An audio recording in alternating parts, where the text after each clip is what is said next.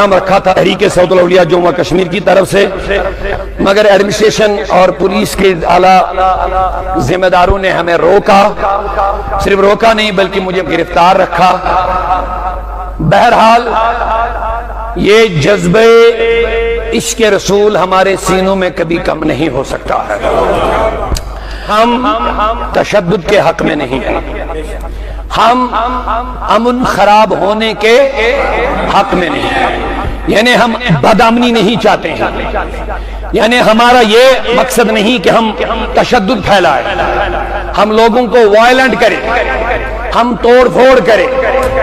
میں نے پہلے بیان میں یہ بھی بولا، بنگلور میں انتظامیہ کی لاپرواہی کی وجہ سے، یعنی اگر اس وقت بھی بنگلور میں اس ایم ایل اے کے بیٹے کو جس نے حضور کی شان میں گستاخی کی، اگر فوراً پولیس حرکت میں آ جاتی، اس کو گرفتار کرتے، تو اتنا تشدد، آگ زنی، توڑ پھوڑ، مار داڑ ہونے کا امکان ہی نہیں تھا۔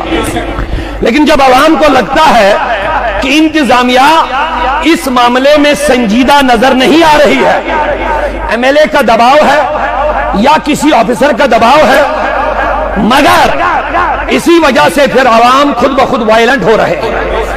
مگر میں بذات خود، میں نے پہلے بھی بیان کیا، اب بھی میں عرض کر رہا ہوں، ہم بدامنی نہیں پھیلانا چاہتے ہیں، لیکن آئین کے تحت، قانون کے تحت ان گستاخوں کو اگر سزا نہ ملی،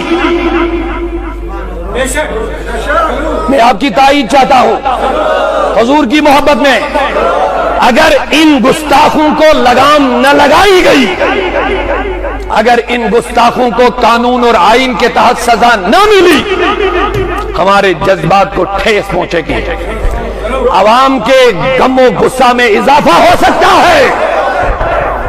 میں نے کہہ دیا ہم تشدد نہیں چاہتے ہیں، لیکن ہم یہ بھی چاہتے ہیں آپ ان کو کچہرے میں کھڑا کر لو۔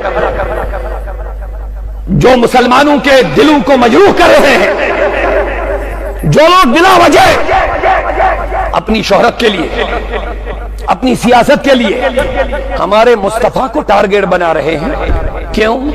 ان کو سوال کر لو۔ ہمارا اسلام وہ مذہب ہے، فاروق اعظم کی میں بات کر رہا تھا، ایک اشارہ لے لو، پوری دنیا کے حکمرانوں کو میرا سوال ہے۔ آپ مومن مسلمان نہیں بننا چاہتے، لیکن عمر کی سیرت کو پڑھ لو۔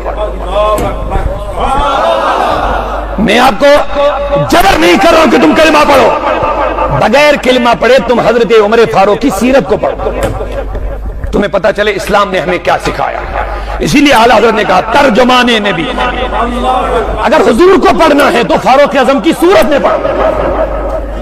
مصر کا گورنر عمر بن عاص ہے، جب مصر فتح ہوا، فاروق اعظم نے مصر کے لیے گورنر مقرر کیا عمر بن عاص۔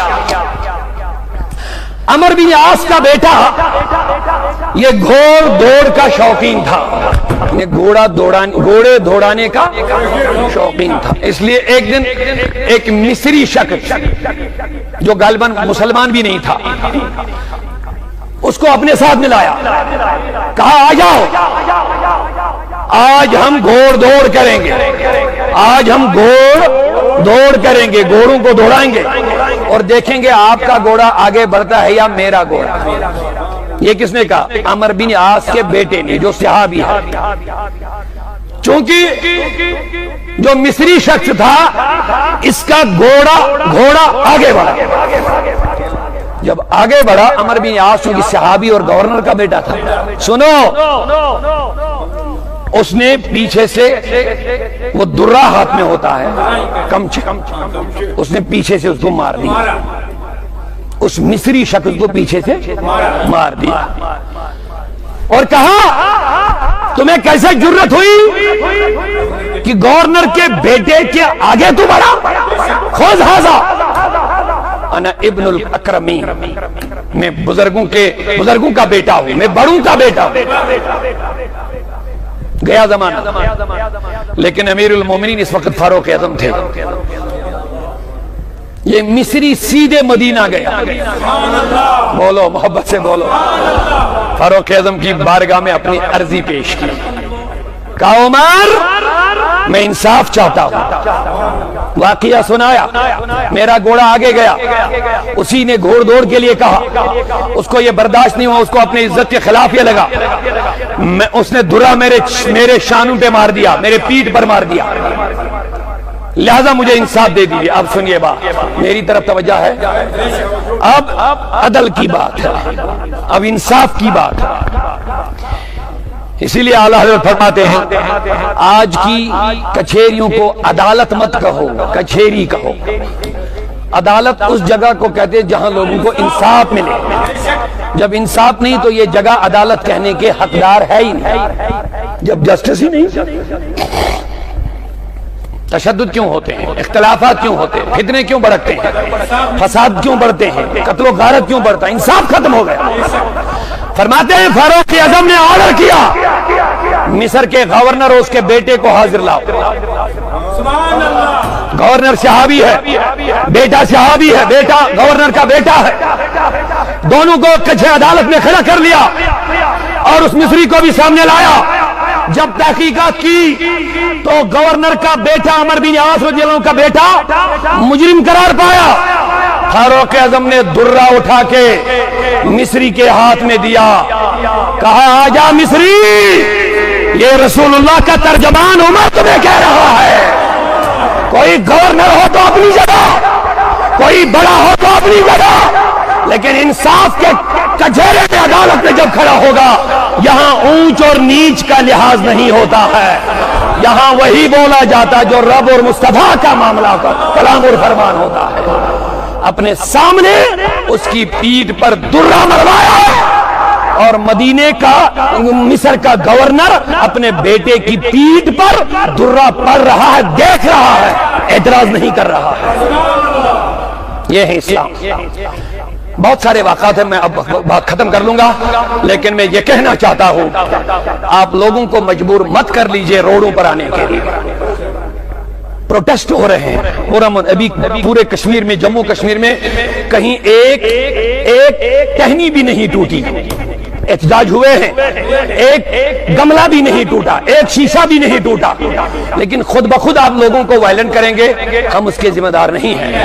हालांकि पिछले दिनों हमने भी एक पुरअमन प्रोटेस्ट रखा था, मैंने भरपूर यकीन दहानी की थी पुलिस जिम्मेदारों को, क्या हम लिख करके देंगे कि एक भी पत्थर नहीं मारेगा, कोई मारेगा तो मैं जिम्मेदार हूं इसके लिए, लेकिन इसके बावजूद भी उन्होंने हमें इजाजत नहीं दी। बहरहाल ठीक है, आप कहते हैं पुरअमन रहो, हम पुरअमन रहेंगे इंशाअल्लाह, लेकिन हमें रोडों पर आने पर मजबूर मत कर लीजिए।